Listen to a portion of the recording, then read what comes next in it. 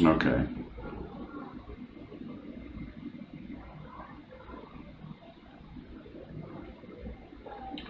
Okay, good. So let me know if it's back. For some reason the stream just stopped.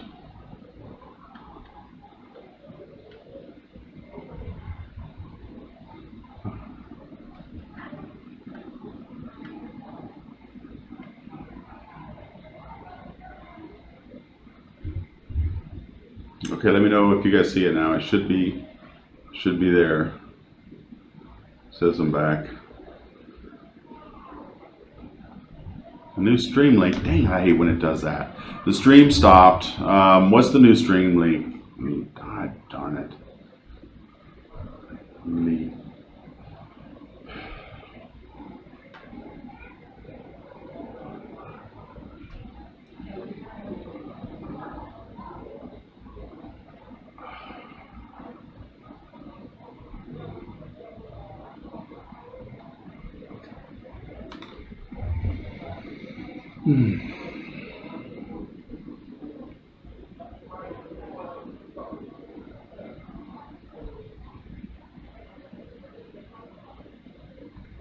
Alright, so it looks like we're still here on Twitch. The YouTube stream died, guys. Sorry about that. Don't know what happened. And of course, it does what it always does. It starts up a new event in a new stream where my old event is no longer there. So I don't.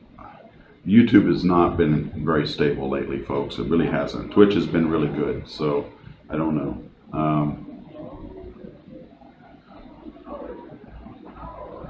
So this looks like it's still okay. I mean, it seems like it's still there.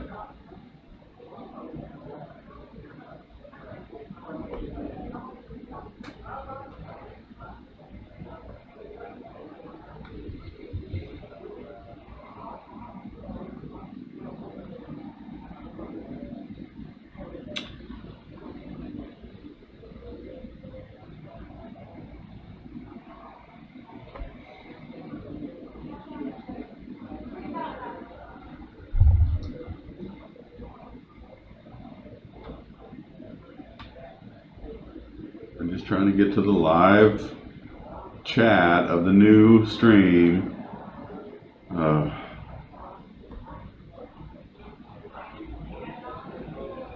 This isn't my fault. Glad it happened during the break.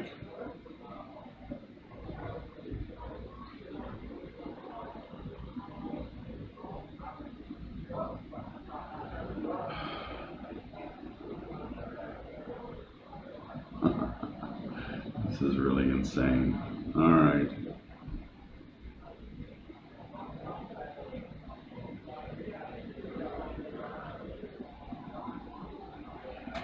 Well, if I could find the chat, I would definitely chat with you guys, but it's not there now. Why did it do that? Okay, well, I can't see the chat on YouTube, but I will see on Twitch. So I'll just go to Twitch where I know things work. How weird. Okay. So Galaxia, what'd you think? So are you? It's pretty good. It's a pretty good session, don't you think? Here we go.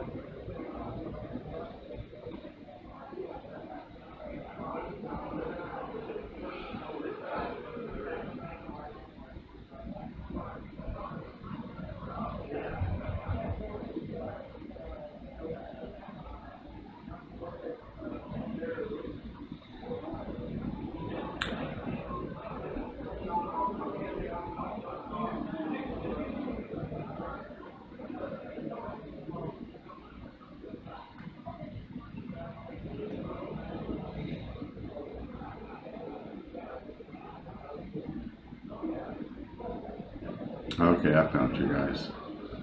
Yeah. Yeah, I always get the obligatory one YouTube dislike, Gregorius. That's true. All right, thanks guys. I'm back. Sorry about the crap that's going on here. I'll fix the thumbnail later. But anyway, this is looks like we're back.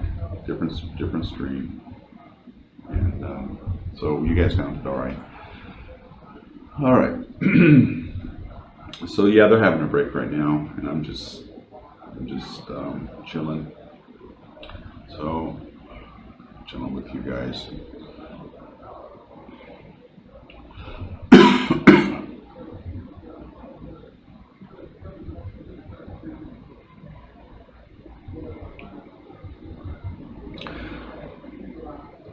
So as I was saying before the stream died, one of the things that I think is really important that they're discussing at this workshop is the ability of not just universities, but private corporations and government to be able to support and provide different avenues for young people to get into science education.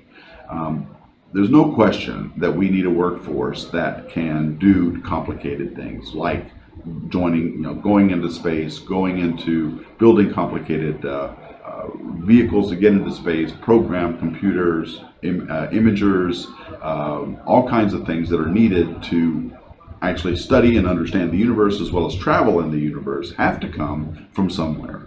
And the workforce that I came from was strongly influenced by the Apollo space program. And I looks like we got somebody coming in. Hi. Hey, Jim. I lost my remote. I need the remote again. Oh, okay. If you could get it for me, that'd be great. Yeah. Are you on right now? I'm just chatting. So excellent. Yeah. Well, yeah. So bring it on. Excellent. So this is Dale Thomas. Dale Thomas. Dale Thomas from UH. Very good. Okay. Please grab a seat and here, let me push the TV back. So yeah. So there's each in the head. There you go. Sorry about that. Thank you. Yeah. You just.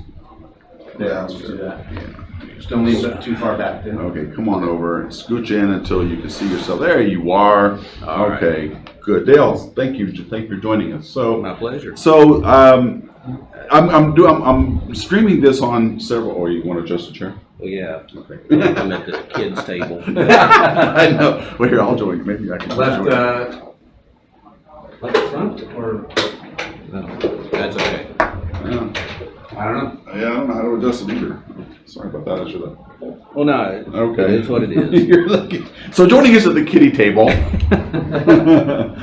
Okay, so I'm streaming this on several live platforms, and one of the things that everybody has been talking about so far is how. First of all, how interesting all the speakers are, and how the topics have been really good and informative here.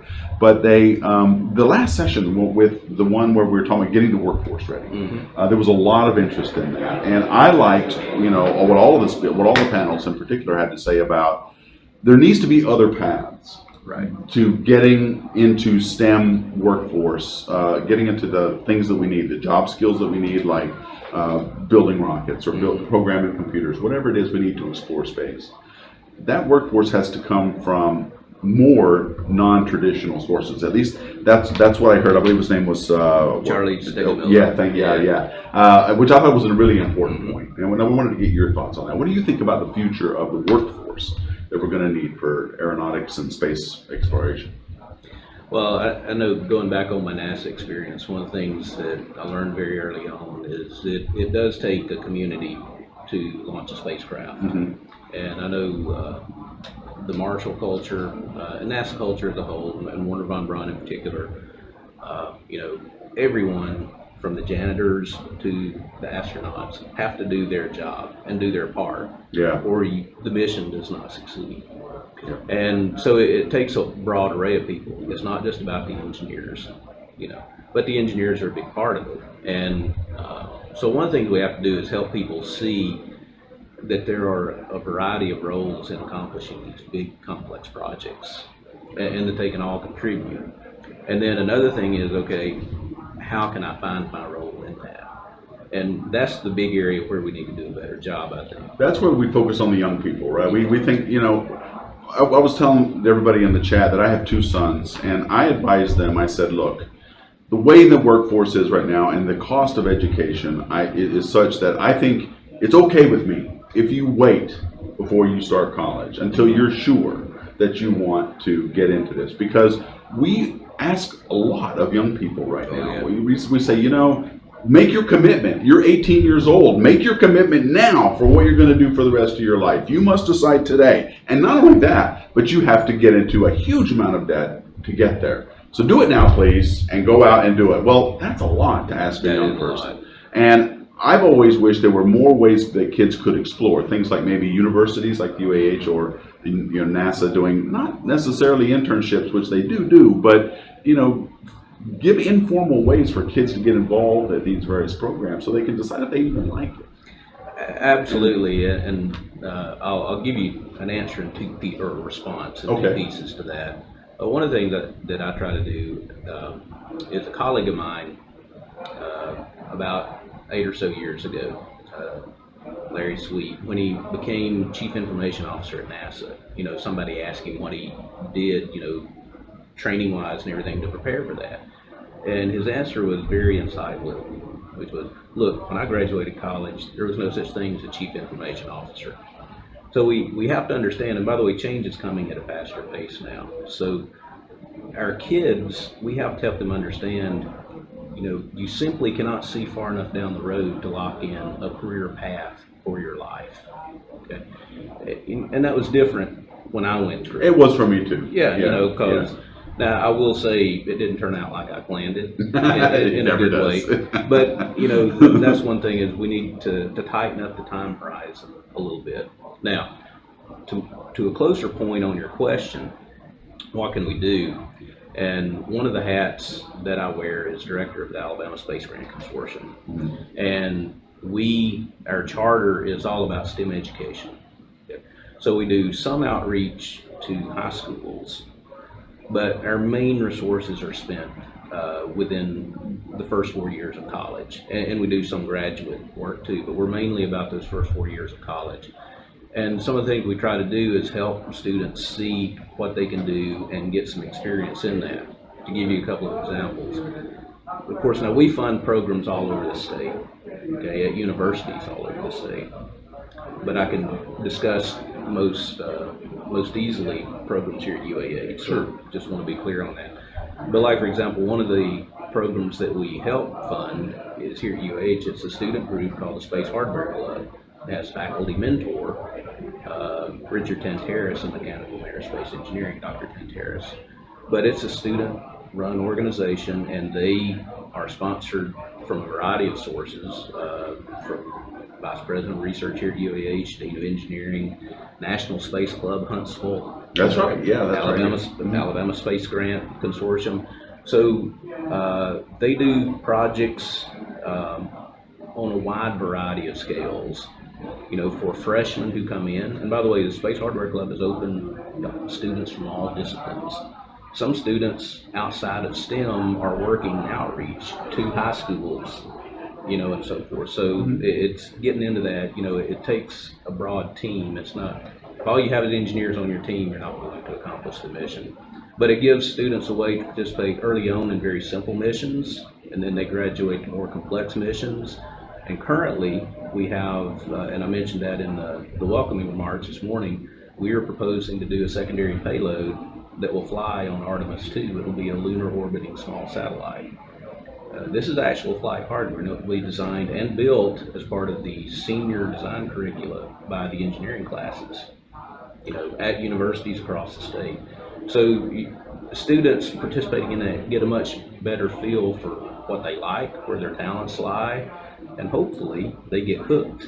I know, but they've already made that commitment, though, haven't they? They're already at UAH, or they're in a 4-year program. Not in all cases. In some cases, students, okay, so I see what you mean. You have to be here at UAH to participate in this. That's right. So what can we do so when you said that doesn't, and you're right, that it doesn't always have to be engineers that are involved, or even scientists. You don't have to take the tenure track to get, to become a scientist with a PhD to get into STEM. And going back to my son, so what ended up happening, I told him it was okay to wait. And what happened was, in the early 20s, my oldest son decided he wanted to be a sysadmin, so he became one without a college degree. While my youngest son decided he wanted a physics degree and went into a 4-year role. And he was able to do that because we were understanding as parents. We said, look, we get it. I don't want you to go into lots of debt because I couldn't afford a lot of college. And so, you know, and I want you to just really be sure you want this stuff. So and I was in a similar boat growing up. I couldn't do math, getting into a 4-year program. I eventually got my physics degree, but it was a hard slog to get into college. I was 30 by the time I became an undergrad. So my question is, when in these programs, are there places where for students or for kids or young adults where they could get into a program like at Kennedy? You see engineers working, but you also see technicians, right?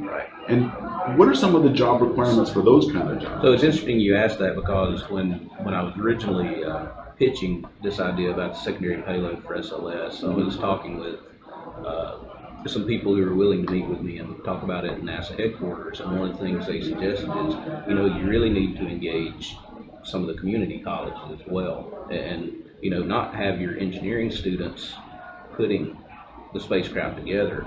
You know, get students at some of the community colleges involved in that. And I thought, you know, great idea. So we're in the process of doing that. Now, we don't have that all ironed out yet. Right. Also, getting back to something I left off previously, you know, one of the things we found is that high school kids, you know, and this makes sense, you know, they listen much more actively to college kids than they do to people with gray beards. Yeah, okay? So part of, you know, like the Space Hardware Club, when we, at Alabama Space Grant, you know, fund a project that they're going to do, you know, part of their proposal has to address outreach to high schools and middle schools. So they'll put together those programs about, this is how we're going to get the message out about what we're doing. So we're trying to get the message. So you're laying the groundwork earlier. We're trying to get the pipeline going. Yeah. We also work closely with the United States, I still want to call it Alabama Space Rocket Center, Deborah Barnhart's organization here. You know, they host annually the NASA Exploration Rover Challenge, and that has both a high school and a university division, so we work with them. You know, so we're trying to grow the channels to get high school students seeing what the possibilities are, so that they can make those informed decisions like your son. You know, being a systems administrator, Lord knows I need that help. Yeah, okay? And he loves doing it, but he would never have done it if he had to get his computer science degree, because he could not do the math, but he understood computers, and he just intuitively got it. So I love that there's these people in your field now thinking about this for younger people, because things have got to change, right? I mean, you can't, the old way that I was brought up and the way we got into it, it's just not working. Yeah, and the world is moving faster also. And it needs to be more flexible. And the thing is, you know, your sons are looking at a career horizon, as I pointed out earlier, much shorter than you and I did. And we just have to program into our culture that they're not making a life decision on that, you know, and that it's okay. Exactly. Well, thank you so much, Dale. I appreciate you taking time out. This is my pleasure. Dale Thomas, University of Alabama. Quick question. Okay. Everybody keeps asking me, is there a difference between the University of Alabama in Tuscaloosa and the one here? Are these two completely different universities? Oh, so there's the University of Alabama system.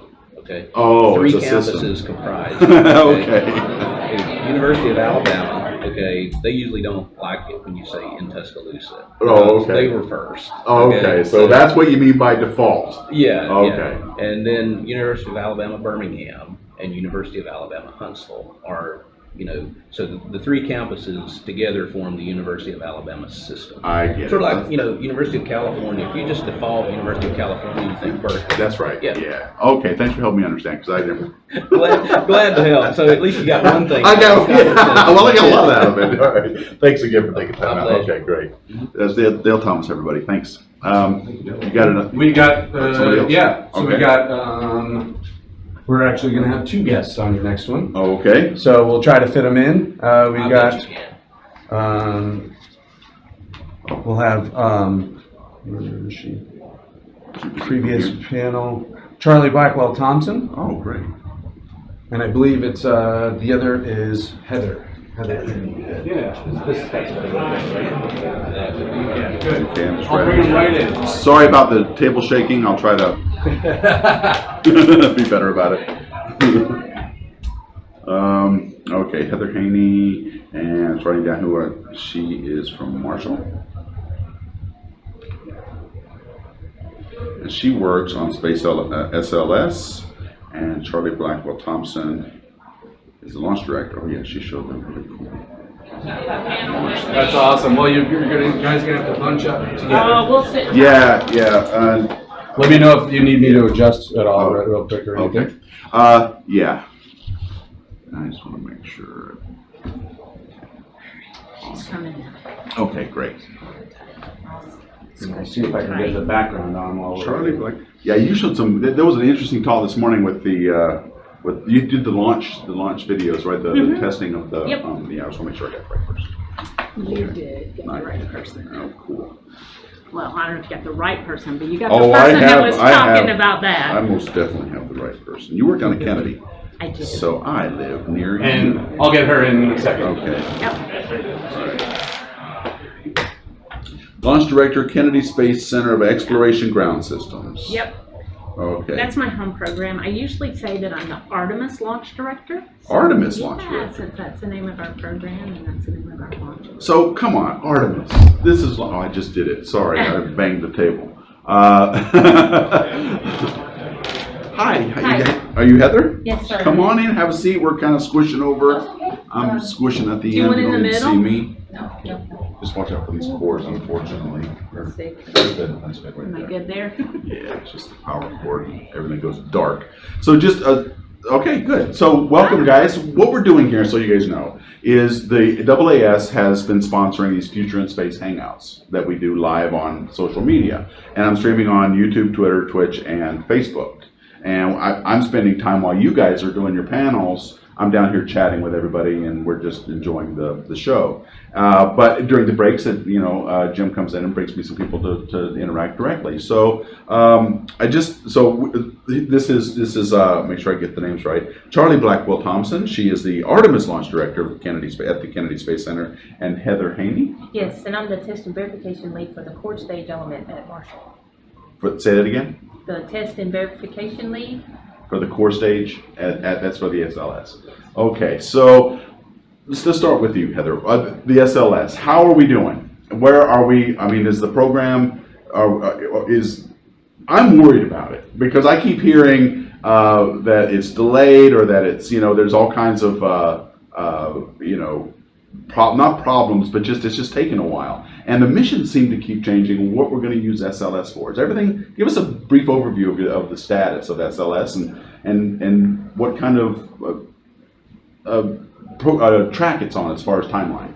Well, For being launched. as anytime you do any new program, you're going to run into things that maybe you weren't expecting. Mhm. So I think the team has dealt with those in a magnificent way. They have, schedule has slipped, but we are meeting our requirements, we're meeting our performance requirements, we're doing everything that SLS needs for us to do.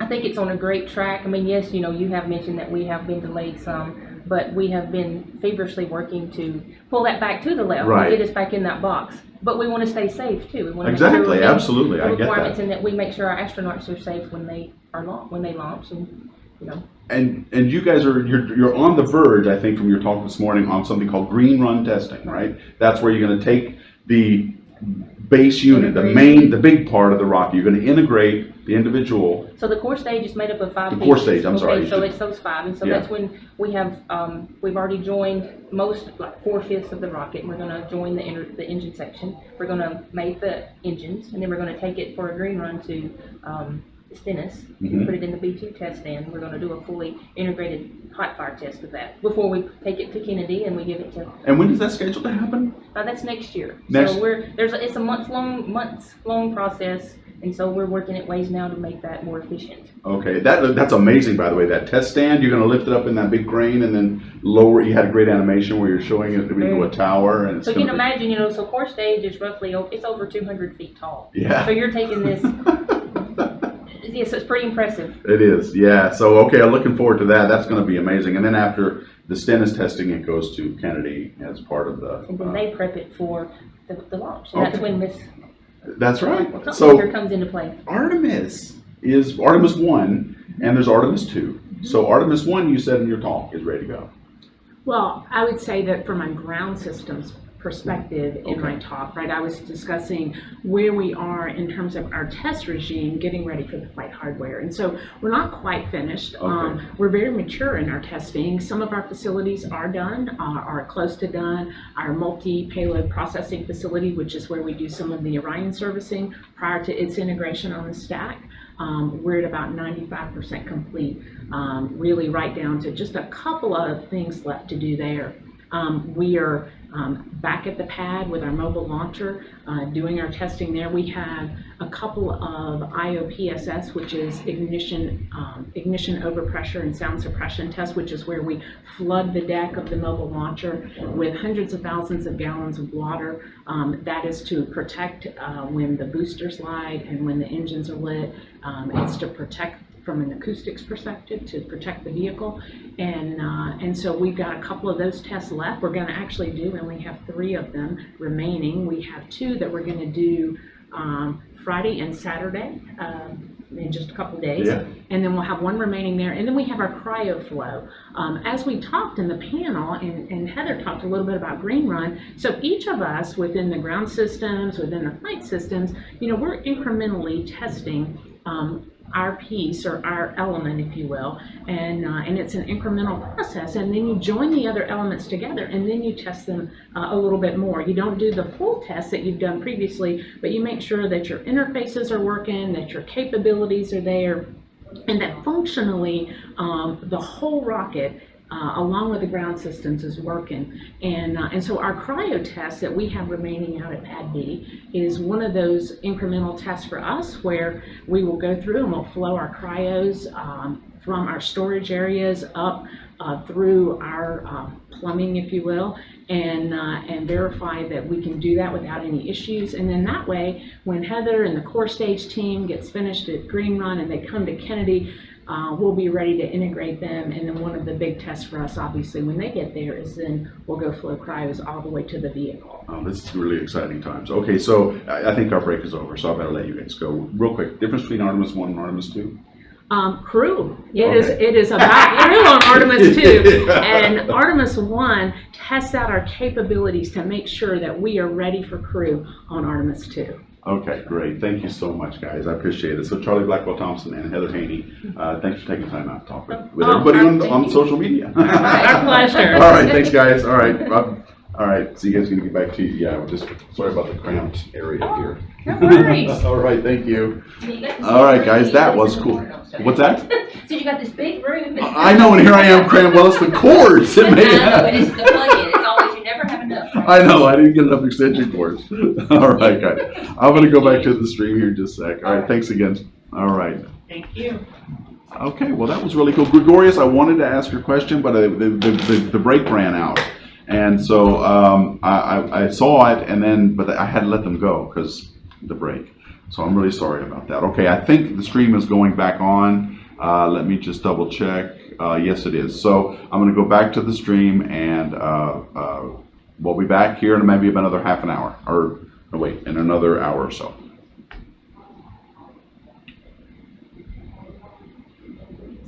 And keep ahead of any threats and keep ahead of our adversaries. Over the last 10 or 15 years, there's been some developments that are quite frightening, actually. Primarily, it's in how fast we can put out technology compared to how fast our adversaries can. We have cycles that are on the order of 10, 15, 20 years to get a new technology fielded, from concept to fielding. Where we've noticed that some of our adversaries, for example, we've noticed some Chinese do developments where they've gone from PowerPoint to demonstration in on the order of 5 years. That's pretty frightening. That turns that cycle much more quickly, so we have to react. So in 2018, the Department of Defense put out this National Defense Strategy, and the National Defense Strategy had a set of goals. And these goals, you'll notice I'm not going to read through them all, but they're not really technology focused. What they are is they're speed focused. They say, we know we have good technology, we know we have innovation, but we need to make sure that we increase the speed of getting that technology to the warfighter. And that's the whole reason that the Space Development Agency was stood up. We know we have a lot of smart people. We know we have a lot of great technology. We just need to make sure that we can take a high-risk approach and get capabilities fielded more rapidly. So here's where the Space Development Agency fits in within the Department of Defense. All right, so there's that National Defense Strategy. That's put out at the Secretary of Defense level and says, you know, this is what the department should work on and will develop. And that sets out the overall modernization priorities. And there are 10 technology areas that need these modernization priorities. Underneath the Secretary of Defense is the Undersecretary of Defense for Research and Engineering, Dr. Mike Griffin, who sends his regrets that he wasn't able to be here today, but he was trying to. So he is in charge of making sure that all of the military technology modernization strategies are in effect and pushing forward. And in fact, I have two hats. One is the acting director of the Space Development Agency. The other is the assistant director for space. So there are 10 technology areas in the National Defense Strategy. Space is one. There's an assistant director for each of those technology areas. So underneath research and engineering, they have purview over the entire Defense Department. So they're not stovepiped in one specific service. So they can have purview over the Air Force, the Army, the Navy, et cetera, everyone that's doing work in space, and try to coordinate that. And that's where the Space Development Agency falls in. Space Development Agency reports directly to Dr. Griffin with the concept that we will be the orchestrator of the development and fielding of the next generation national defense space architecture. And we will work amongst all of the services and everyone else that's working in space to make sure there is a single coherent architecture moving forward. And then eventually, when the Space Force is up and running, the Space Development Agency will fold under that, because it will be then an acquisition agency within the Space Force. So that's a big order. So where do we focus? Well, fortunately, the department has given us some guidance on where we want to focus our efforts. Last August, there was this report to Congress called the Section 1601C report, colloquially named as the DoD Space Vision. And it outlines 8 capabilities that don't exist today that we need to be able to ensure that we can maintain deterrence and win a war in space. These 8 capabilities you'll see here. So they are, targeting support. So that is basically sensor to shooter, anything larger than, say, a truck. We want to be able to maintain custody of that and give a targeting solution directly to a weapon system. Advanced tracking for advanced missile threats. So this is, new threats such as hypersonic glide vehicles, etc. Alternate PNT, a way to maintain precision, navigation, and timing in a GPS jammed environment or GPS denied environment, primarily focused on regional conflicts. Space situational awareness and deterrence kind of go hand in hand. We want to be able to see and know what's going on in space so that we can react appropriately once we see that there's a threat that's occurring. And then the common ground support, that just wants to make sure that we leverage all the investments being made on the ground so that we don't reinvent the wheel for each satellite system in its own stovepipe. And then battle management, which ties everything together. That is our autonomy layer, if you will, and I'll talk a little bit more about that. And then artificial intelligence-enabled global surveillance. So this is the ability to maintain custody and the ability to see things all over the world. So that is what SDA's focus is. SDA was stood up because the department said, look, we have these 8 capabilities that we need to deliver. SDA, you are accountable for making sure that all of those capabilities are delivered. All right.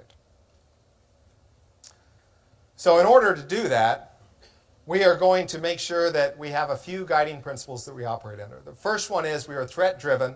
We have an actual warfighter council that gets together and says, these are the threats, and this is the capabilities that we think the warfighters on the ground and in the air and at sea need. So take a return on investment approach to determine what you need to do. So we don't have a set of list of requirements that say thou shalt do A, B, and C and make sure that you spend to get A, B, and C. What we have is a list of capabilities. We rack and stack those based on the return, meaning what capability that gives to the warfighter, over the investment. How much is it going to cost to get that capability? And then we rack and stack those, and we just invest in those accordingly. And the goal is every 2 years we will have spiral tech developments.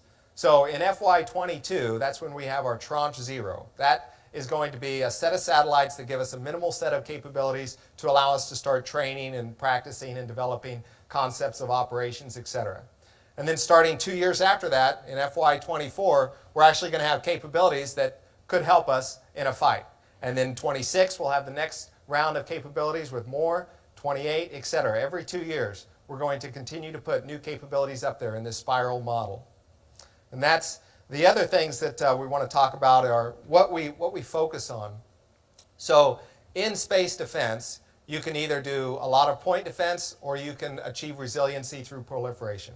There are pros and cons to both approaches. But in the Space Development Agency, we are going to focus on resiliency through proliferation versus resiliency through point defense. And that's kind of our mantra. Leveraging partners to achieve success. So I mentioned those 8 capabilities, and I said we are accountable for all 8 of those capabilities. That does not mean that the Space Development Agency will build out all of those satellites to achieve all of those capabilities. We are working with other entities, Air Force, Missile Defense Agency, the intelligence community, etc., to be able to field capabilities so that when they all fold together into this architecture, all of those capabilities are addressed. Doesn't mean Space Development Agency will build everything. We're not responsible for building everything, but we are accountable for making sure that everything gets addressed in the architecture. And this is a notional architecture. So we're revising this. As I mentioned, this will never be written in stone. This is going to be continually updated every 2 years in a spiral development, but this is notionally where we are now. So to achieve those 8 capabilities, we have 6 space layers and then 1 ground layer. And I'll walk through this icon here that kind of talks through these. So the backbone of what we need is this transport layer, data transport layer, communication layer, whatever you want to call it. This is a mesh network in preferably LEO, maybe MEO, but it's a mesh network all interconnected with optical crosslinks. So this is your internet in space. This will allow the sensing layers to connect so that they can have this ubiquitous time, ubiquitous comm network, and be able to go down to the ground in any node they want and be able to communicate with weapon systems directly via the transport layer. Over the transport comm signals, we'll have very, very good timing. So that will allow us to put a navigation signal on top of that communication signal so that we can do PNT and communication from our transport layer. Now that is our backbone. That's the most important thing for us to develop and field as rapidly as possible. Then we have sensing layers.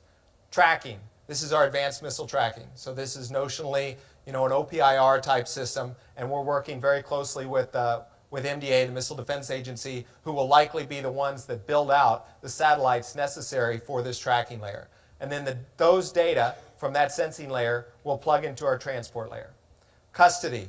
That is our ISR layer, if you will. That is the ability to do that tracking mission of targets on the ground that I mentioned so that we can detect, maintain custody, and then give a firing solution directly to a weapon system. Deterrence, that is our space situational awareness layer. So that's the layer that's outward looking, presumably focused mostly on things that are beyond GEO. So GEO to lunar, GEO cis lunar, that's what we're kind of focusing on. And again, all of those talk to the transport layer. Now, overall is the battle management layer. Battle management is our autonomy processor. That's our onboard processing. That will allow all of these layers to work in real time together and be able to work autonomously to a certain extent and be able to do tipping and queuing between the layers and be able to do the communication routing on the transport layer. So battle management is the application layer, or the operating system, if you will, that runs across all the layers. And then each of these sensing layers would have its own apps that run on that operating system that provide the necessary data to the transport layer. And then, of course, we have a support layer on the ground to make sure that we can do our launching, we can do our ground, and any user equipment. But our plan for the user equipment is to use existing user equipment, specifically go over existing data links such as Link 16, etc. So this is SDA's mission, and this is what we're focused on. We're focused on this proliferated LEO system. But our mission is to orchestrate the development and fielding of the future national defense space architecture. As I mentioned, we're not building out all these satellites. We're building out some of them, like the transport layer. We're accountable for that, and we're responsible. We're going to build all those out. Tracking, we're accountable, but we're relying on MDA to do the majority of this build-out. With that, before I go to any questions, I'm going to put a plea out to the audience. So we are a growing agency. Right now we have about 27 people supporting Space Development Agency. We're new. We stood up in March of this year. A year from now, we're going to be at around 100. All right. So I am really looking. If there are folks out there that want to help contribute to this mission and bring something to bear, come talk to me. We're really looking to hire some great people. I think this is the future of what the National Defense Space Architecture is going to look like. And with that, I want to thank you for your time, and I'll answer any questions.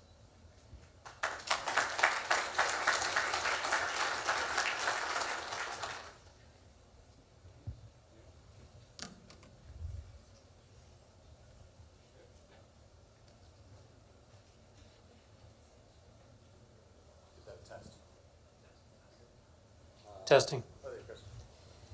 Sir, thank you very much for being here. Question I have kind of dovetails on your comment about rapid development of our adversaries. I think you mentioned 5 years from PowerPoint to realization of a technology. In the 2018 threat brief, there was an unclassified version that talked about the Chinese are developing the possibility of an SHF jammer on orbit. What kind of things do you perceive will be the impact of your plan on something like that? I won't comment on any specific threats, but I will comment that jamming of our ground systems and jamming of our space systems is a threat that we're worried about. Proliferation buys you a lot of advantages there. So if you want to look at proliferation for ground-based jamming, how does that help? Well, if you're doing high gain comm, laser comm, systems like that, those are very difficult to jam in a theater-based area. If you're doing focused from a proliferated system down, it's very difficult to actually do broadband jamming. That's why GPS is relatively easy to jam, right? Because you're putting the signal down over the entire Earth. So that's one of the ways that proliferation helps there. If for the space-based jamming area, the advantage there is the proliferation with this mesh network. If one is being jammed so that it cannot communicate to the ground, that system can use its crosslink to go somewhere else that's not being jammed, all in real time, and do that autonomously. The battle management layer helps with that. So that's why we see proliferation will certainly help with any kind of jamming threat. Hi, Pat Maloney from the Aerospace Corporation. You talked about the fact that looking forward, deterrence from the GEO to cislunar, I'd even say LEO to cislunar, for the DoD side. Do you believe that DoD has taken up the mantle that all assets, civil, commercial, need to be protected? And if so, what is SDA thinking about doing about that? Excellent question. So the department has maintained, right, that we will ensure freedom of operation in space, just like we maintain freedom of operation of the seas. And so that is something to maintain commerce and maintain good activities for space exploration. We need to ensure that we can maintain that open lines of communication, if you will. So SDA's part of that mission is to ensure that we can provide the knowledge of what is going on in that entire environment, so that we can recognize and detect and then tip and cue other folks that may want to, for example, if you want to have a detente on the ground or start with some kind of sanctions and at least point out there's attribution to say, hey, this is a threat. We know who's behind this threat. What are we going to do about it? SDA's goal is to make sure that we're able to answer and identify those questions. Yes, hi. Wendy Whitman-Cobb, U.S. Air Force School of Advanced Air and Space Studies. How much thought has been given to declassifying threats and capabilities with an eye towards justifying the need of a Space Force, or for justifying the need of further development of such capabilities to defend against those threats? Could you rephrase that question? I'm not sure I understand. Yeah, how much thought is being given to declassifying declassifying some of these threats and capabilities to help make the case that a Space Force is needed and warranted? So I won't speak for the Air Force or General Hyten, but I will say that General Hyten has been very forthright in saying what those threats are and what capabilities we need. I would highly recommend anyone to go and look, for example, at his 60 Minutes interview and see that. Beyond that, I won't comment on policy and their aspects to declassifying different specific threats. There are a number of key core technologies that you need to invest. I'm sorry, I'm up here. I'm Where right in the lights, actually. Okay, It's almost impossible to see me right here. But there are a number of core technologies you need, things like quantum communications. Are you going to invest in those yourself? Are you going to work with DARPA? How do you decide when a technology needs to be in the Space Development Agency or thank you for bringing that up because I want to clarify that. So the Space Development Agency is all about rapid deployment of capabilities. So we really want to get capabilities out on 2-year centers. So if there's a technology that we think will be ready to be fielded within 2 years, that's really what we're focused on. We're relying on AFRL, DARPA, and others to mature technology that may be further out, and then we'll transition that to capabilities as rapidly as possible. You got a question on this side over there? None on my side. Yeah, hi. Frank Slazer, Aerojet Rocketdyne. Really impactful presentation, really interesting to see. I'm just wondering, to what extent will the proliferation of systems from Kepler to OneWeb to name your constellation in LEO, combined with additional DoD presence there, really call for a need of a space traffic management architecture? Or the other question would be, do we run the risk that we have enough visibility that if something bad happens to one of our assets, that we can be sure it was not an accidental thing as opposed to something that was deliberately done? Sure. I understand the question. So a couple points there. One, I want to ensure that Space Development Agency is extremely excited and supportive of any of these large constellations that are wanting to proliferate in LEO with their commercial. Not only will that help us by increasing the industrial base, it will burn down a lot of the technology risks, and be able to, we want to rely on COTS as much as possible. So if they've developed that, we want to be able to utilize that for our defense needs and field it. Now for the space debris and the clutter environment in LEO, that's something where obviously it's a concern. That's one of the main reasons that we're a fan of LEO versus other orbits, because it's easier to ensure that you can have a shorter lifetime, so that you can design so that these systems only last for 5 years, and then you can continually update the capabilities. I think the biggest challenge in space debris is not the number of satellites. Look, space is extremely large. The biggest challenge is our accuracy of space situational awareness. So as the community evolves and starts to put in different controls, I'm all for a system that creates a better update on your time and position and where you are in space. Our transport layer will do an excellent job with that. A lot of the mesh networks that are being proposed by the commercial industry will do an excellent job once that's all tied together with crosslinks to be able to tell you exactly where satellites are. Because the problem is, it's not that there's too many satellites, it's that if you take a satellite that's the size of a dorm fridge and you put an error ellipse around that is on the order of a kilometer radius, then you start to have to maneuver your satellites a lot more, just because the uncertainty is much larger. So if you narrow that down, then you can certainly support a lot more satellites in LEO. Derek, that's the last question. Okay. That's been a really open discussion and very understandable, and thank you very much. Thank you. Thank you all. If we could have the next panel come and take their seats, please.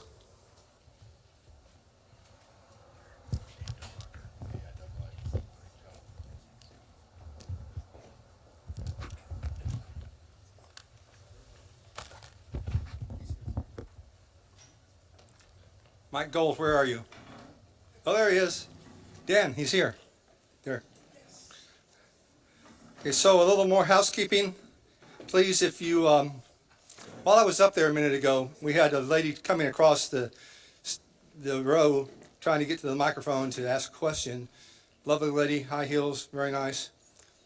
She stepped in some stuff that people had left on the floor, a cup of coffee and a cake, and she ended up smushing cake and stuff into her feet as she came across. So if you have goodies from the reception and coffee and stuff, don't put it under your seat. Put the cups in the cup holders.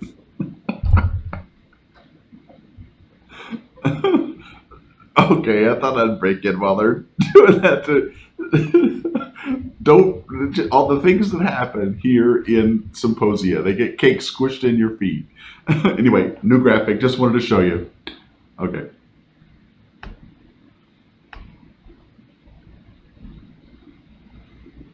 Or more members, 10,000 or so members, something like that. And it's undergoing a changes to how it operates, how it relates to its members, the structure of the organization. And all this is being run by an astronaut who is eminently qualified and is well respected in the community. And then all of a sudden, you're asked to come and take over for that astronaut. That's what happened to Dan. I think maybe he even asked for the job. I've known Dan for a long time, ever since he was low in the ranks of NASA, worked up to Deputy AA of Exploration. And then he went off and took over the Executive Director of the AIAA. Dan, introduce your panel, please. Okay, thank you, Alan. You don't need the introduction around here. Most of them know me anyway. At least some of them do. First of all, welcome everyone and good morning. I can't not imagine a more exciting topic than talking about federal advisory committees prior to lunch. Woo! Yeah. So we're gonna make it. We're gonna make it happen. That's the challenge, guys. Here we go. It's actually great to be back in Huntsville. I love coming back to see all my friends and colleagues here and get to catch up on what's going on at the Von Braun Symposium and get to learn. So thank you to AAS for doing this. We really appreciate it, and thank you for the opportunity. I'm going to get straight to it. We have several experts here. Admiral Jim Ellis, who is chair of the Users Advisory Group for the National Space Council, is here. Mike Gold, representing his roles on ComStack and also the subcommittee of the NASA Advisory Council on Regulatory and Policy. I think I got that right. Nailed it. Oh, well, that's a switch. And then Wayne Hale, who is also heading the Human Exploration Subcommittee of the NASA Advisory Council. And our good friend George Neal there at the end, who has been working on the Aerospace Safety Advisory Panel for quite a number of years with a lot of experience on that front. So what we want to do today is they're going to give you a little bit of an understanding of what their committees do and also talk about how they could or might be able to work across each other and how some of the interaction already occurs. I will turn it over to the experts and let them have at it. So Jim, you're first. Okay, thank you. If I could have my first slide, thank you.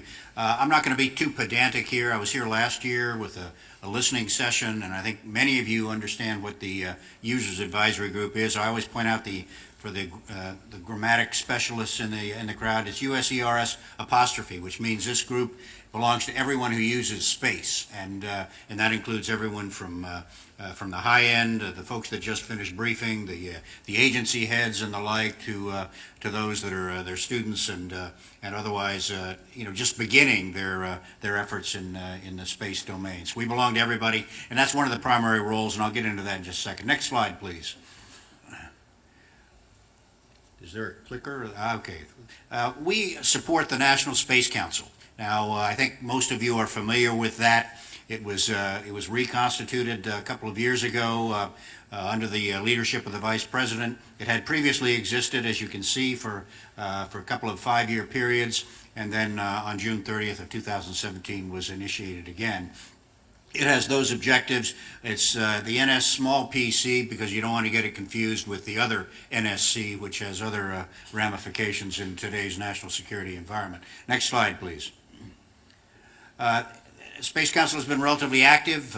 Some of you are aware they had their 6th meeting last month, again back at Udvar-Hazy.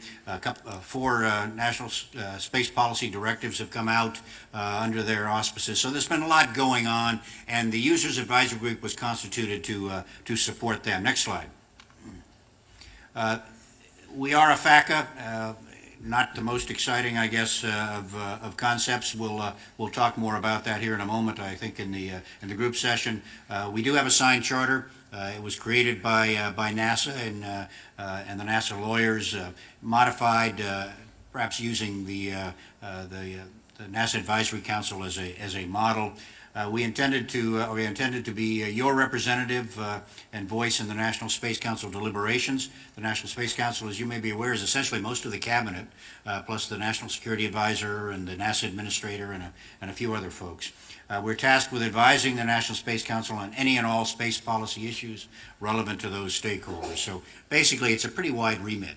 And one of the challenges you find as you run a FACA entity is how do you narrow that to the things that you can be most impactful on and actually contribute to, given that your bureaucratic processes may not be matched perfectly with those of the organizations that you're supporting, and that's one of the challenges we can talk about here in a moment. And we meet several times a year.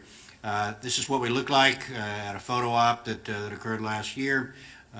Right now we're just under 30 members. Members will come and go. That's the number in the charter. We're in the process of considering how we want to reconstitute that, not completely, but add elements and capabilities and skills that will help in our deliberations going forward. The charter, I won't read all this to you. Suffice it to say, if it has anything to do with space in any domain, in any area, with any entity in or out of the federal government, the Users Advisory Group can provide input.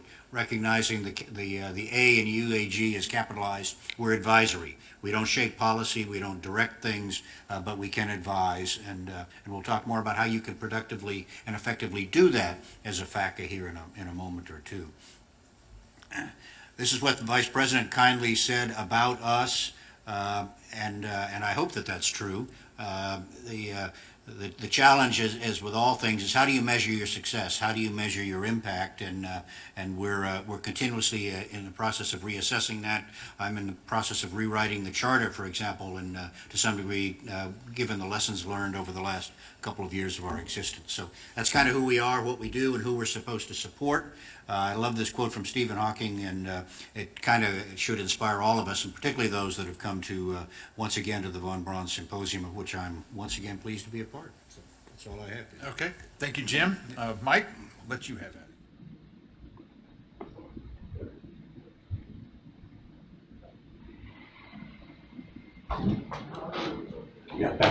Yeah, thank you. Yeah. That was a dumb problem to have. If I had another HDMI cable for this, I could just use this computer, but I didn't bring one. You might find one downstairs.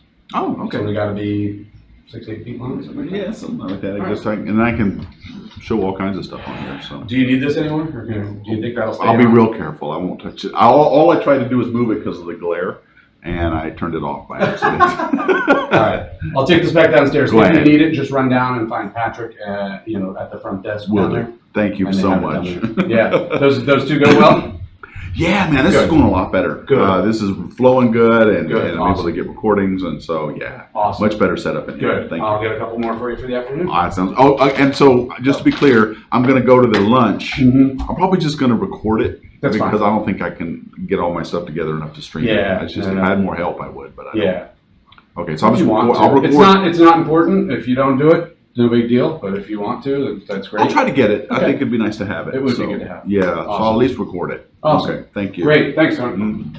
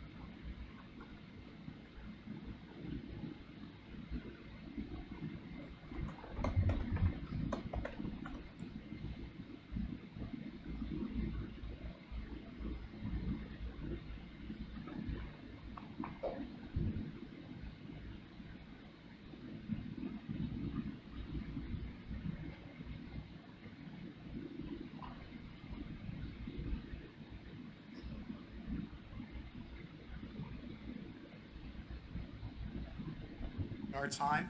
You know, certainly the moratorium was someplace where the ComStack went in a different direction than AST, but to be able to take that feedback, to leverage it and utilize it, I think has been eminently positive.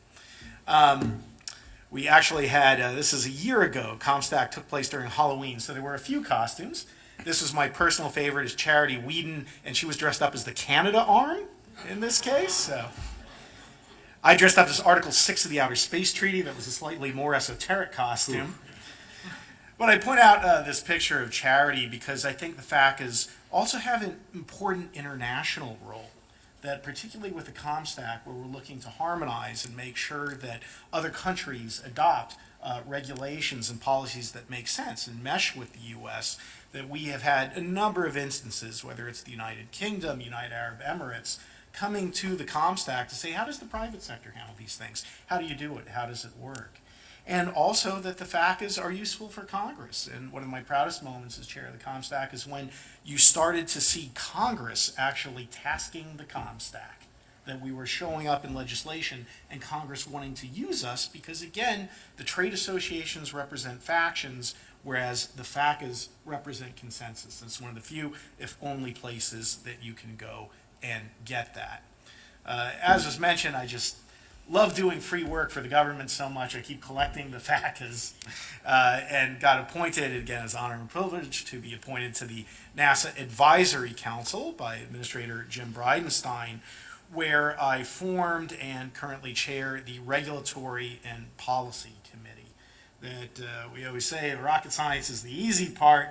It's the politics, the regulations, the finance, the legal, where frankly we have many challenges that can be problematic in many ways. And I've been very grateful for the support of Jim Bridenstine and this administration in terms of recognizing how important those issues are. Whether it's export control or, as we just tackled, the extraction utilization of extraterrestrial resources. That ISRU is going to be invaluable for not only going forward to the moon, but for the Mars mission. If anyone's been camping, if you have to bring everything with you, that can be problematic. Yet, the regulatory regime could be an issue internationally. We don't want to see anything occur, whether it's at the United Nations or elsewhere, that could hinder the progress of Artemis. And these are the sorts of critical issues that the NAC has gone to tackle. It has been very interesting seeing the difference between the ComStack and the NAC and the way the two work. One thing that I would say is that at the ComStack, our working groups are comprised of the actual ComStack members. So there's always, I think, good understanding of what the larger group is doing relative to the working groups. Whereas with the NAC, the only inaccuracy in the introduction was that we are a committee of the NASA Advisory Council, not a subcommittee, that the NAC is separated into committees that then answer up to the full council. You're taking my charts away. Exactly. I'm sorry, so I don't want to go too much for to take away Wayne's thunder, but I think that can be a challenging structure at times, that I almost prefer the full integration that occurs in the ComStack, because then you have committee members who don't talk to NAC. Now, I'm not saying you have to go full over to the ComStack structure, but it is an interesting challenge that I think we should try and address. So that's been one of my observations, having gone from ComStack to the NAC. And then in terms of all of us working together, we're so pleased to see, frankly, the formation of the National Space Council, because these space issues are cross-cutting. These don't belong just to NASA. They don't belong just to the Department of State. We need everyone coming together. And then I was even more thrilled to see leveraging FACA with the UAG. And part of how we've interacted is, frankly, personnel. That you see in this picture, General Les Lyles is the chair of the NAC. He also sits in the UAG. Mary Lynn Dittmar and Eric Stallmer are both members of the ComStack. They're also both on the UAG. And I think it's been terrific to see that interplay of personnel is actually a good thing, that many of us are serving on multiple hats so that we can coordinate effectively. This is the roster of the NAC Regulatory and Policy Committee. Another difference between us and I think other committees is the robust representation of commercial entities. That this was relatively new for the NAC. If you look at the committee membership of the NAC itself, I think I might be the only industry representative. Perhaps there's now two. But we have everyone, I think, good, broad swath of industry represented, which I think is so important, and that we need to do more of that, both in terms of the NAC, UAG and getting the private sector at the table. Because ultimately, I hate these false dichotomies where we talk about government, we talk about private sector, and the solution has been one or the other. The factors represent the joining of the two. And that's what we need more of because we're always stronger together. So I will shut up and hope I didn't, spoilers on too much of Wayne's presentation. No, it's good interaction. So if I could have the charts for the NASA Advisory Council, I would just like to say that serving on the NASA Advisory Council is an interesting experience. One of the things that you don't get on the NASA Advisory Council is you don't get internet or IT access behind the firewall to NASA, which A is a good thing because I don't have to go through all the IT security and training that they give. But B is a bad thing because we don't always get all the information sourced as you'd like to have. So you can see my charts are all made on my company logo. Thank you very much, because I don't have a NASA IT chart. So it's kind of interesting. As has been pointed out, the NASA Advisory Council has been around for a long time. It's been formulated in different ways. At one point it was huge, had many members, and since has been reorganized into a smaller council with committees that don't all show up at the same time. But it was established by Congress in the law that actually authorized NASA back in 1958. It is a Federal Advisory Council Act, FACA. Don't we love acronyms in this business? Federal Advisory Act Committee, and that means it must follow the law on federal advisory committees. And NASA, it overachieves in many areas, but one of the ways it really particularly overachieves is in interpretation of the law. So the headquarters legal offices excels in their interpretation of what the laws mean. So we get regular briefings from the ethics office of the NASA headquarters legal office, but all the members are listed as special government employees, except, I think, for the regulatory committee. And as special government employees, we need to avoid even the appearance of impropriety, taking inside knowledge and using that, which is one of the differences, I think, than some of the other organizations. So, for example, I operate on the NAC, and I have a lot of insight into how NASA is planning for the future, and therefore, as a special government employee, I have to turn down work in my consulting business because I know too much, which is kind of interesting. The meetings and deliberations must be held in public, can't be private. However, there's a little exception to that. I'll come back later. It's a 2-year appointment serving at the pleasure of the NASA administrator. Compensation, travel expenses, which rumor mill has it that UAG doesn't even get travel expenses at this point. But we do get our travel expenses paid when we travel on NASA Advisory Council business. And there is a stipend for kind of a de minimis stipend for the daily activities. However, if you're a federal retiree like I am, they have to advise the Office of Personnel Management that you've been rehired, and they deduct that stipend back off your paycheck. So most of us are just serving as volunteers so that they don't confuse the OPM about our pension. So we do report to the NASA administrator, but the recommendations are in public, so we get a lot of folks in the Spacebeat media paying attention to us. Congressional staffers pay very close attention. OSTP and OMB inside the executive branch also pay attention. And as I said, a lot of Spacebeat media coverage. Thank you, Jeff Faust, for tweeting everything we say. I really appreciate that. We do have limited coordination with other advisory groups. General Les Lyles, as you pointed out, is on the user advisory group, and he's made a point of every one of our meetings giving us a report on what the user advisory group is up to, and then carrying our thoughts to the user advisory group. We also coordinate meetings with the NASA Aerospace Safety Advisory Panel, which George is going to talk about in just a second. I was assigned to be a liaison for the last quarterly, so I spent a good part of last week with George and his friends in their ASAP quarterly meeting. And the chair of the ASAP, Dr. Patricia Saunders, comes to our NASA Advisory Council meetings so that we do not double tax some of the agency resources on what they're doing. And then we do have a couple of committee members that serve on the FAA ComStack. I think Mike L.A. Is on there. At one point I was. So there is a limited amount of interaction with the NAC. Now this is the picture that Mike should have showed you. This has got the NASA meatball in it. Same group. And if you look closely in there, you'll see Dr. Pat Saunders on the extreme right, well, second from the right, and NASA administrator. And I always hide out in back next to General Lyles. I couldn't show that picture because I was at the ComStack meeting. Yes, I missed indeed. that meeting. Okay. So there you go. Here's a list of our organization. Chairman, as I said, is General Lyles. We've got a number of at-large members. Dr. Penny Axelrad is an expert on GPS and that sort of thing.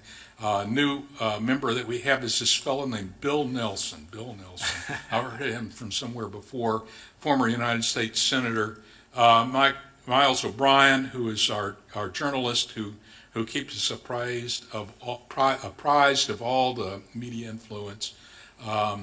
Tony Cole, who is a cybersecurity expert. General Levy, retired from the Air Force.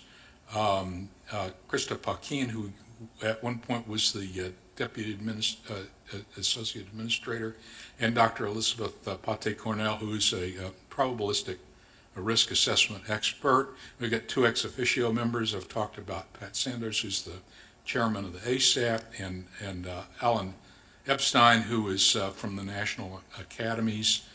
And then we have the committee chairs. And we have those 6 committees: aeronautics, human exploration, science, technology and innovation, STEM engagement, and then regulatory and policy committee. And that makes up the NASA Advisory Council. The committees, I put backup charts. I was trained by NASA, so I have backup charts that list all of them. The science committee, for example, has 71 members in 5 subcommittees. So getting that group together would be huge, but it rolls up, and Dr. Wadwa, Minnie Wadwa, who chairs the science committee, she's got her hands full herding those cats. So we have 3 meetings a year, typically in April, August, and December. This year we met in May. We're going to meet in October, and I don't know about December. So we typically have 3 meetings a year. The meetings are 2 days for the committees and 2 days for the council itself. The committee meetings don't necessarily have to be immediately adjacent calendar-wise or locale-wise to the NAC meeting, but the committee chairs carry recommendations forward. The meetings are rotated between the NASA centers. It takes about 3 years to make it all the way around, and they must be in public, but there is a private session typically that we get a chance to talk frankly with the administrator and his deputy and the associate administrators.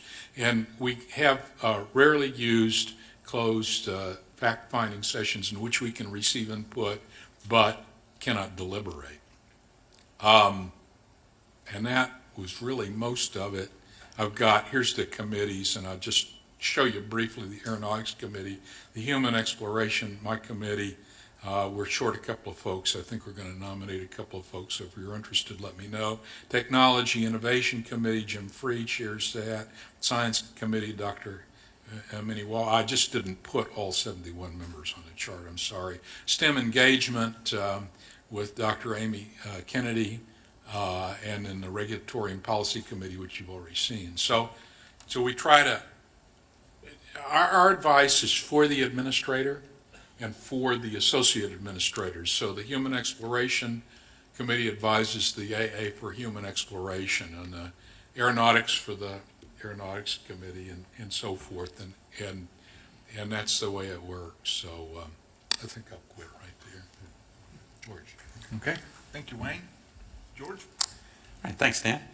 I was asked to talk about the Aerospace Safety Advisory Panel, or the ASAP. And the ASAP was established by Congress under the NASA Authorization Act of 1968 as a follow-on to the Apollo 1 command module fire that took place in January 67. Then later, after the Space Shuttle Columbia accident, Congress changed things a little bit and asked the ASAP to report also to Congress in addition to the NASA administrator, and to submit an annual report. Some of the key words in the charter are shown here.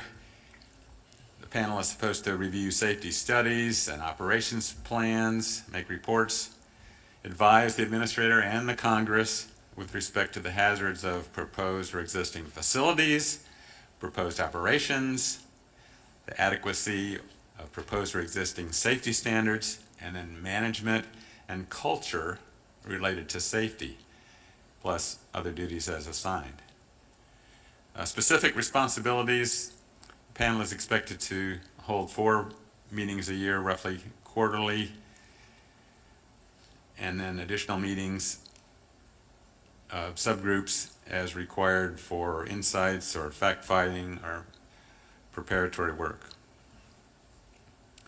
Any findings that are considered to be time critical are to be reported immediately, but we do submit an annual report to the administrator and to Congress, and that's typically in January. We've got 9 people on the panel today, and it is chaired by Dr. Patricia Sanders. Got a pretty diverse background of the members, a couple of former astronauts, flight surgeon, head of the mission operations director, folks from NASA, Air Force, Navy, FAA, and system safety community. So good broad diversity of our membership. If you look at the annual reports from the last few years, there's a wide range of topics that the panel has looked into, and I've shown some of them here just to give you a feel for that. One was constancy of purpose. There was a real concern that every time there's a new administration or a new Congress, then NASA might be pointed in different directions, and that can be a challenge. The impact of continuing resolutions. Again, CRs can be really tough in terms of laying out long-term strategic plans. Formal risk acceptance. The panels have wanted to make sure that there is a specific NASA manager who signs on the dotted line when a significant decision is made, as opposed to having it buried somewhere in some meeting minutes that, yeah, the committee thought this would be good. So that brings a lot of accountability to the process. The panel has encouraged NASA to think about end of life for the International Space Station. People want to keep it flying, which is great, but someday, either on purpose or by accident, that's going to have to come down, and that needs to be thought through very carefully.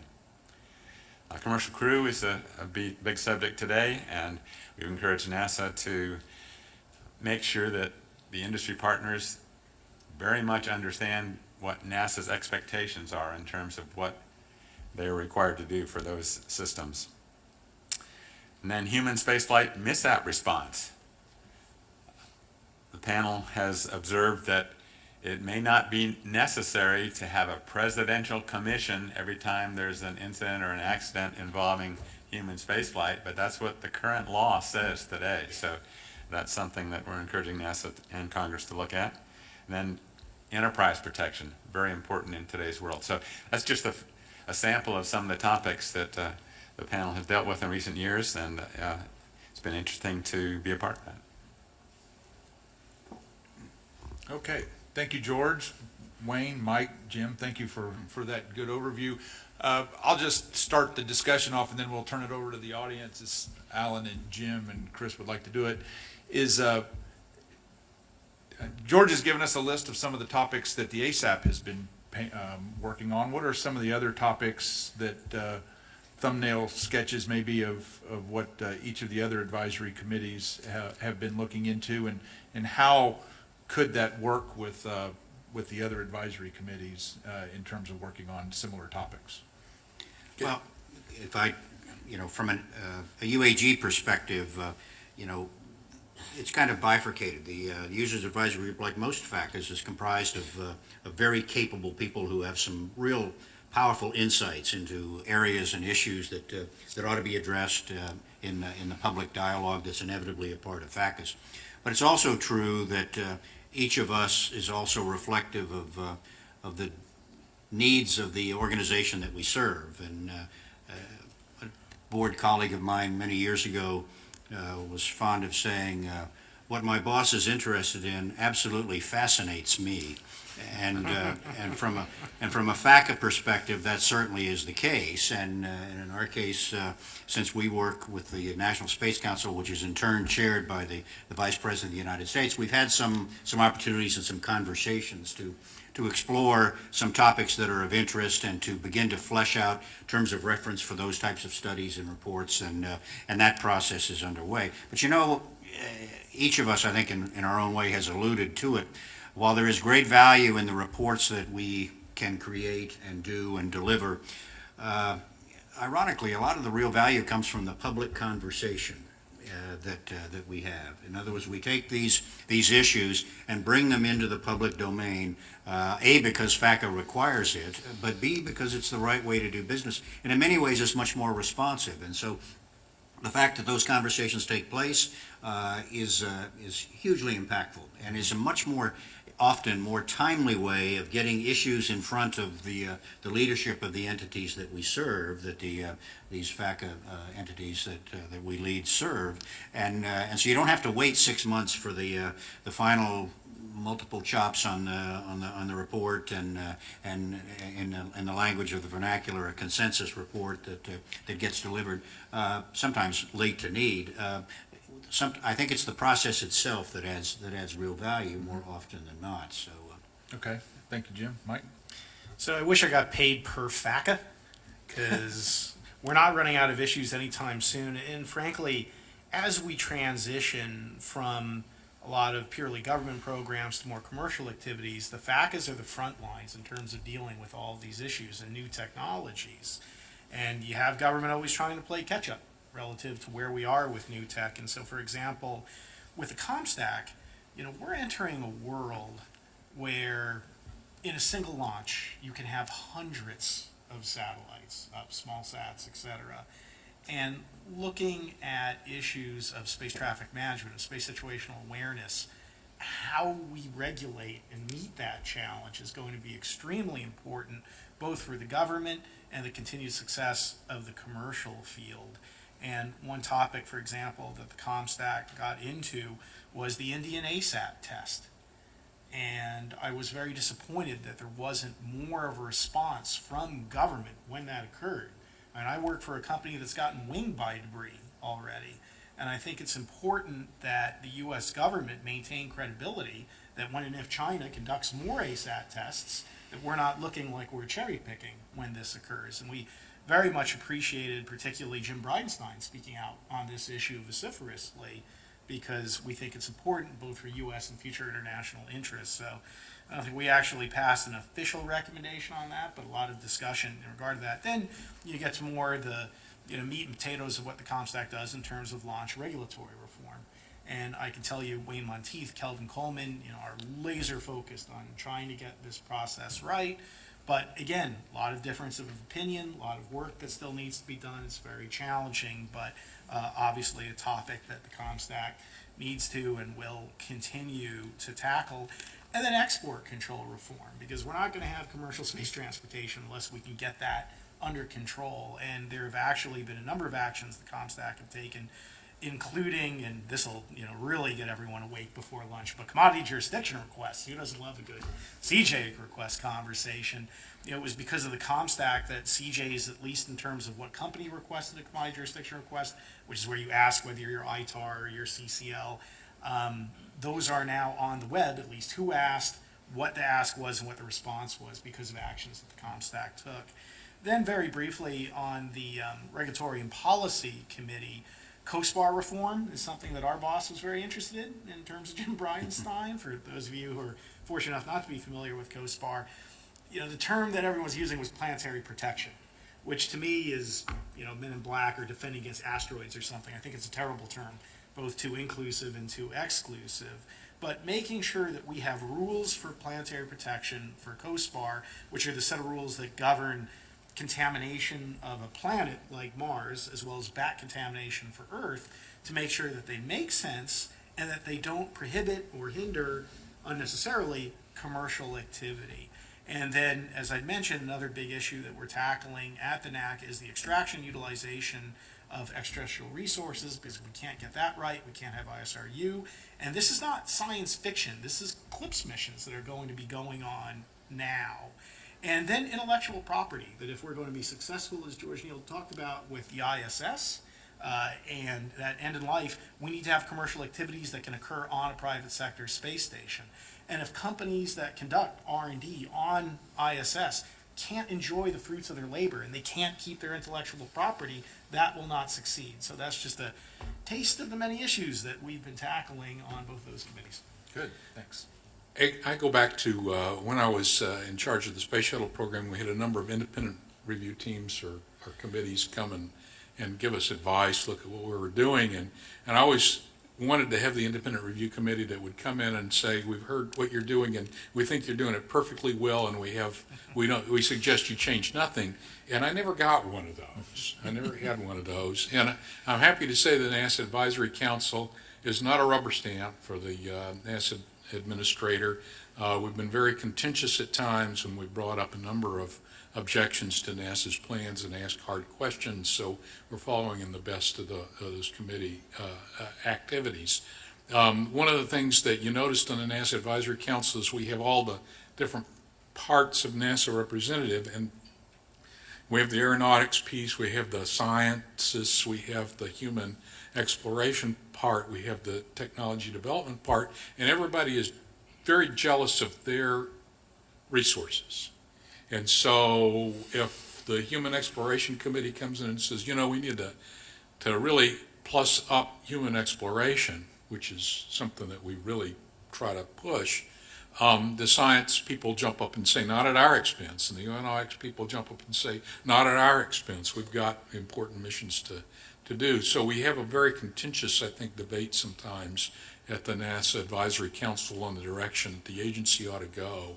And it's not just a rubber stamp. Inside the HEO committee, the Human Exploration and Operations, pardon me, I said I was going to stay away from acronyms. Inside the Human Exploration and Operations Committee, we are reviewing NASA's plans. And I will tell you that there is quite a bit of contention about how do you do this thing over here? How do you get to the moon the best way? And we get a lot of unsolicited input. It seems like everybody I talk to has got another back of the a cocktail napkin plan on how better to get to the moon than the official program of record at NASA. And we listen to folks, and we have some questions about the program of record, and we have some recommendations on how it might be changed. And so you'll be seeing those coming forward. It's still in formulation. There are a lot of moving parts to it. The use of commercial launch vehicles versus relying solely on the SLS, whether you go to near rectilinear halo orbit with the gateway or you go direct to low lunar orbit, these are all topics that we have and will be addressing and we'll be advising the administrator and the associate administrator on. Now, whether they take our advice or not, that's a different story, but that's what we're here to do. I think as a group of mostly graybeard experts thinking about how these things work and how best to carry out the mission as defined by SPD 1, 2, 3, and 4. So we've got a lot on our plate right now. The National Space Council put out, I think it's 6 or 7 action items to NASA at their last meeting that were human exploration related, that require responses in the 60 to 90 day time period, and we're going to be going through all of that So we've got our hands full. Well, thank you guys. I know in my days when I had the opportunity to brief several of these committees, in addition to all the great input, it really made the calendar go quicker. It seemed like I briefed ASAP more often than 4 times a year, George. At least that's what it felt like. Chris and Alan, ready to turn it over to the audience, and let's have at it. Right. Questions? Or does everybody want to go to lunch? Okay, while we're waiting for one. So I'll Did you just say say, that you know, there at our committee meetings, we have time for public input, and I'm always disappointed when we have very little public input. So here's your chance. Let's have some public input. Question. Oh, you got one up here? Well, it's coming. Do you find that the senior management of the organizations that you service now tend to send more work to you to look at instead of taking ownership and responsibility themselves and solving the problems in their house? I'm going to let you guys answer that. All right. No, I think, you raise a good point, and I mentioned it in the discussion of the UAG. It began as an entity that was to bring public input into the National Space Council deliberations, and then slowly it began to receive questions where the expertise of the group could provide some valuable input and a different perspective. And I think you have to keep that in balance. It's not free consulting in a sense, because first off, as I said earlier, there's a real challenge in meeting the timelines that are necessary with an all-volunteer force, if you will, to use a term that I would have some familiarity with. But I do think that that's a healthy tension, but it's a natural ebb and flow. It's worth remembering that the FACA rules were created not to bring the deliberations of the agencies into the public, the light of day. They were actually created to prevent the takeover of the agencies by the advisory groups themselves. It was what was called in those terms agency capture, that you get these graybeards that ultimately are so well renowned and impactful that they begin to shape policies and the like. And so there's the flow of influence and question and inquiry can and should go both ways. The challenge, I think, is to keep it in balance, and the public disclosure of all of that, I think, is an essential element of making that happen. Yeah, I mean, I'd, Wayne, be interested in your thoughts. I have been incredibly impressed by the engagement of Jim Bridenstine with the NAC. That he tends to spend a lot of time with us and probes a lot of questions in terms of what we want. I don't think, though, he's so much looking for the NAC to solve problems as it is, as I mentioned before, that what is the consensus? What is it that industry can agree upon? Where is that common ground? So then you know what you can do to act. Similarly, with the ComStack, and George, you can speak to this directly, having been the owner of that, and now Wayne Monteith and Patty Gray Smith before, I think the ComStack was what its name entailed. It was advisory, and that you could get some advice that you could or could not use. And again, weren't so much using it to solve a tough problem as to understand where industry was and get some ideas as to how you might tackle it. Because it's very interesting, and we try and tell everyone, when you walk into that back of room, you're taking off the lapel pins. At that point, you should be acting in the best interest of America rather than your industry. Now, we all have our biases, and it's tough to take that off, but it's very interesting what comes out of that, clash of different ideas, that is sometimes very helpful. So I don't know that we've resolved any issues per se for our bosses, but I think we have provided insights that have helped them to do so. So if I understood your question properly, Alan, are they looking to us to solve the problems? And there's no getting away from the fact that the people that are in these agencies that have these positions have to actually make decisions, and they have the responsibility.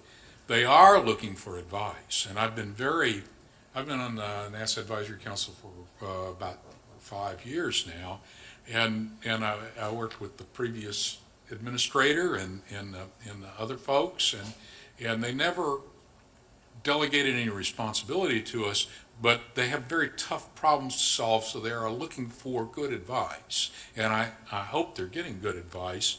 Besides, we're only going to meet 2 days, 3 times a year. You can't run an agency and make all the decisions that need to be made at that pace. I mean, you got everything day to day. So no, we're in the advice-giving business, and they're in the formulation and execution business. So the ASAP has its focus on safety. So typically the panel is not asked to do work, but again, we're looking for blind spots, things that maybe folks have gotten too close to over the years and just not recognized. Some people in the public, I think, have a sense that the ASAP is too conservative or too cautious, but the panel in recent years, I think, has really tried to encourage NASA not to pick a particular risk level, but rather to acknowledge what the risk is, and then if they decide the risk reward is such that that's the direction they want to go, accept that risk and own up to it. So it's not the ASAP's role to figure out how risky should NASA be, but rather just to do so with eyes wide open and make sure that people understand what the consequences and the risks and benefits are of a particular direction. Matt McSavany from Marshall Space Flight Center. With respect to in situ resource utilization, what are some of the specific policy and regulatory challenges, and how do we protect private investments, both physically and from a policy perspective? So now we're not only going to miss lunch, we're going to miss dinner. I apologize. Try and sum up really quickly. For those of you, how many people have ever been to a United Nations Committee on the Peaceful Uses of Outer Space meeting? It's something to see, isn't it? So a lot of diversity. Talk about VACAs. That's the World Space VACA. A lot of diverse views over there. And previously, the Department of State had frankly been very successful in delaying any conversation of extraction and utilization of resources, because frankly, I don't think it's going to result in anything positive for either the U.S. or certainly for private sector companies. However, at the last meeting of the COPUOS, there was a decision to establish a working group under the legal subcommittee. So now the U.S. is in a position where we have to go on offense. We have to lead. We have to have policy, because if we don't, others are going to fill that in, and I don't think we're going to like what we're going to see. Now, that being said, I think we have a wonderful treaty in the Outer Space Treaty, that it is flexible, it's general, very much like the Constitution in many ways, where it's not prescriptive. It lists out rights and ideas and objectives that are so general that they're almost eternal. You would always want to do them, and then it leaves it to the countries, or like our Constitution, the states, to determine exactly how to implement those. The Outer Space Treaty is now 52, 53 years old, doesn't look a day over 35. I mean, it really has withstood the test of time because of that flexibility. Then you've got the Moon Treaty, which is much more prescriptive and frankly could be a hindrance to extraction utilization of private sector resources, because everything might be considered the common heritage of humankind, which I'm in favor of sharing, etc., but we need the private sector system to be able to function for any of this to happen. And I think there's a misperception out there that there's a gold mine and you're going to go and get this asteroid of platinum and we're all going to retire on billions. I have yet to see a substance that we can mine, like unless you're mining Kardashians or something. There's nothing on an asteroid that right now is going to work. Instead, what we're really talking about is water and water ice, at least in the near term, as well as possibly mining minerals, etc., but for in-space applications, not necessarily bringing them back to Earth. But that's a serious issue, because as we move forward with Artemis, is what I said, and ISRU, and particularly going on to Mars, where ISRU is going to be very important, we need to make sure that nothing that's done at COPUOS or otherwise hinders, deters, or heaven forfend, outright prohibits the extraction and utilization of resources. So we need to go on offense, and the best way to do that is through the National Space Council. And this is why I love that it was revived, that this is not a state issue, this is not a commerce issue, this is not a NASA issue or ASD. Everyone has to come together on that for united policy. The Regulatory and Policy Committee has kicked that process off, and we have a variety of principles, taking a page from the Outer Space Treaty, that we think should represent a positive position. Hopefully, if that gets through the NASA Advisory Council, that will then be flowed up from NASA to the Space Council, where we can have a whole-of-government approach and move forward at COPUOS with that. And not just the COPUOS, but multilateral agreements with our allies, because other countries are working on this as well. And I think the U.S. could lead a coalition of the willing that would already involve Canada, Australia, UAE, and even China, I think, is coming around to our point of view on this topic. So we're going to fight the good fight on this one. Are you ready for this one? Oh, this will be good. Nick, SpaceX.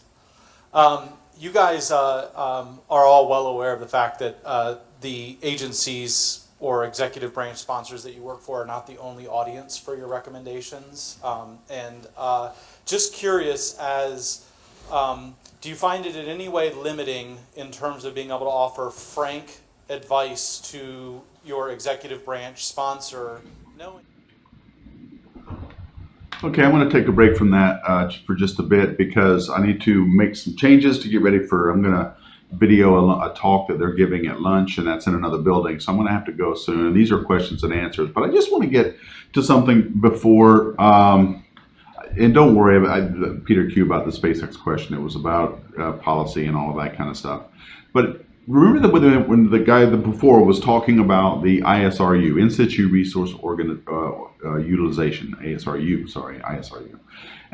That's an important point. And do you guys, and I thought it was interesting when he said that everybody is thinking, well, gosh, we don't want to curtail using space and the resources that we find too much because, where everybody's thinking about this being able to find an asteroid of platinum or gold or something, and they could be able to mine it. But and he's right, we are so far from being able to do that's not the real issue. The issue is water and getting water from the moon and things like that. So this is an important question. And I think we're overreacting to a lot of this in situ resource utilization stuff. This stuff that we find in space and use for space exploration. Because remember I think it was a couple of weeks ago, there was, excuse me, a couple of months ago when the Israeli lander that was going to go to the moon actually crashed, they had put on board tardigrades. And everybody was up in arms about the tardigrades being on the moon and oh my God, we've contaminated the moon and this was everybody got, started clutching their pearls and getting really upset that, oh my gosh, the moon has been contaminated with tardigrades, we should never have done that. And then I read an article by, gosh, I'm drawing a blank on his name now. You guys know who I'm talking about. The Mars Advocate. Help me out in the comments. Zubrin, Robert Zubrin. Thank you. He had made an excellent point about what have we done? Well, first of all, the moon has already been contaminated. We've done it already with the Apollo program. There's bags of poop and all kinds of other stuff in there that we just left behind. So the moon has already been contaminated. But the question he asked is one I thought was a really good one. Who gave the moon to the environmentalists, right? Who gave the moon to people who are to NASA, for example, or to any country, what's wrong with using this stuff? And I thought that was a really good point because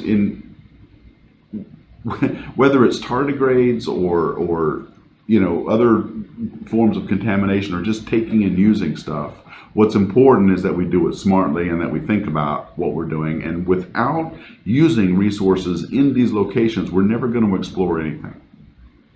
So I don't know. I think that, we need to get over this business about contamination because a lot of places are already contaminated. And this, we're not going to find, if you're talking about searching for life in the universe, you're not going to probably find it on the moon. And we probably should be smart about Martian stuff initially, but in the end, we're going to end up contaminating that too. And so this stuff doesn't belong to any group or one group or people in control. It belongs to everybody. And we need to come up with a better plan on how we're going to use these things before we get too much further down the road. Otherwise, people are just it's going to be a free-for-all. So it's a lot. There's a lot here. This particular session was a little bit arcane, so I'm sorry about that. But you know, some of the questions were pretty good. And so we're going to take a break here. I'm going to shut off the stream for a bit. I'll be coming back again at about 2 o'clock East Central Time, which is 6 hours behind for UT. So what is that? That's 6 hours ahead. Sorry, that's about 8 o'clock UT, I believe, for this talk on space policy drivers. And then the real one that I'm interested in is at 3 o'clock Eastern Time. That'll be 9 o'clock UT on the Moon to Mars. There's going to be an update on all the stuff going on for Moon to Mars. And then I'll be back with some interviews sometime in the afternoon around 4 o'clock. So that's how the afternoon's going to go. I hope you guys are liking this. That's right, Galaxia. He's also saying that asteroids were interchanged between planets and thus contaminating each other. There's panspermia. We need to stop getting too caught up in this planetary protection that we're talking about with, you know, contamination of all kinds of whatevers, because we've already contaminated the moon. We've already contaminated some, you know, certainly the Earth. But I mean, but the question is, like, you know, who owns this stuff, and who said that we can't do these things? I mean, who you know, why? You know, NASA's got the planetary protection thing. There's this UN Council on protecting all of this stuff. I'm not sure how I feel about all of this. I think we're overreacting, is my initial hunch on this. And we need to just think about how we're going to approach this topic. Already resources are valuable in space, not the least of which is real estate in an area called low Earth orbit. And places like SpaceX are already, you know, populating it with thousands or hundreds, or I should say dozens right now, but later hundreds and then thousands of satellites. And so situational awareness is important. We've got to be careful how we utilize that resource in low Earth orbit around the moon. So I don't know. There's just a lot to think about here. And I think that this business of contamination and, you know, we're just overreacting. So anyway, I just thought I'd say that. Can we even contaminate Venus? That's a good question, right? Well, I'm not sure. So I will be back. I'm going to go record the lunch. I won't be streaming it. You guys heard that with my hot mic. Sorry about that. I realized that I had the wrong audio source on the stream selected. So looks like the session's over and people are getting ready to go. Oh, hang on. Okay, good. I think it is just me. All right, and I will see you guys in just a little bit. So anyway, talk to you guys later, and join me again around 2 o'clock Eastern, or 2 o'clock Central Time on YouTube and all the other places.